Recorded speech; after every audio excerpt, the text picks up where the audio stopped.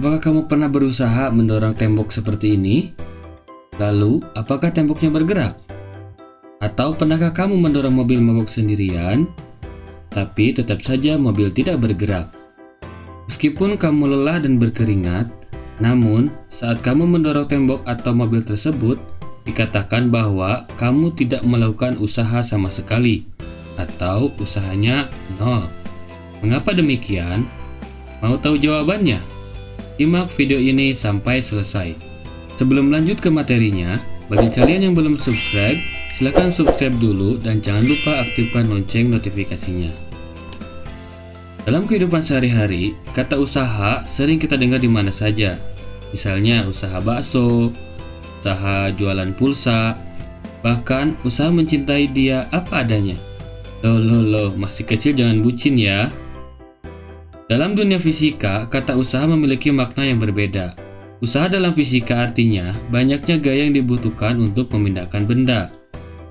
Seseorang dikatakan sudah melakukan usaha jika dua syaratnya terpenuhi, yaitu adanya gaya dan adanya perpindahan.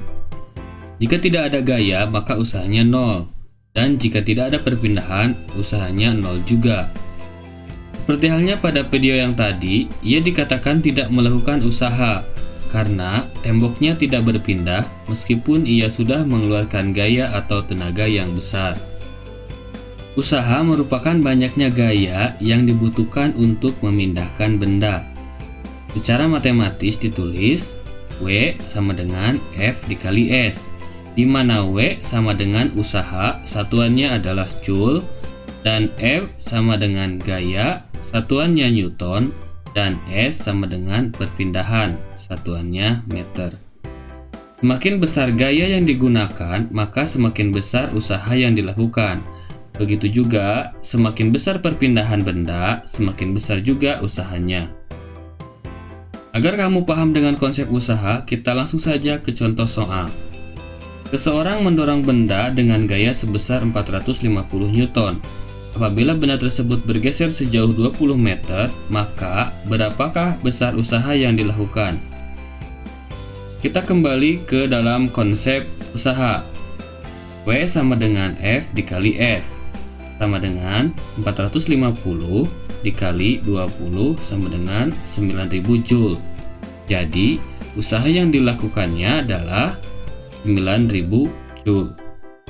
Sekarang kita ke contoh soal level medium. Johnny memindahkan lemari sejauh 10 meter dengan gaya 250 Newton. Sedangkan Jono mendorong lemari lainnya yang masanya sama dengan gaya 400 Newton sejauh 8 meter. Siapakah yang melakukan usaha paling besar? Untuk menjawab soal ini, kita hitung usaha masing-masing. Kita hitung dulu untuk Johnny. W sama dengan F dikali S, sama dengan 250 dikali 10 sama dengan 2500 Newton. Sedangkan untuk Jono, W sama dengan F dikali S, sama dengan 400 dikali 8 sama dengan 3200 Newton. Dari hasil di atas dapat disimpulkan bahwa yang melakukan usaha paling besar adalah Jono sebesar 3200 Newton. Dari contoh soal Johnny dan Jono, siapakah yang mengeluarkan energi paling besar? Lalu, apa itu laju energi? Laju energi atau daya adalah besar energi yang digunakan setiap detik, sehingga dapat ditentukan dengan cara membagi besar usaha dengan selang waktunya, atau secara matematis ditulis P sama dengan W dibagi T, dengan P sama dengan daya, satuannya watt, dan W sama dengan usaha, satuannya Joule, dan T sama dengan waktu, satuannya sekon. Agar kamu dapat memahami berapa energi yang dikeluarkan oleh Johnny dan Jono, yuk kita simak lagi contoh soal berikut. Johnny memindahkan lemari dengan usaha 2500 Newton dalam waktu 10 detik. Sedangkan Jono memindahkan rak tersebut dengan usaha 3200 Newton dalam waktu 8 detik. Berapakah laju energi atau daya masing-masing? Kita hitung dulu untuk Johnny. Untuk menyelesaikan soal ini, kita gunakan rumus daya, yaitu P sama dengan W dibagi T.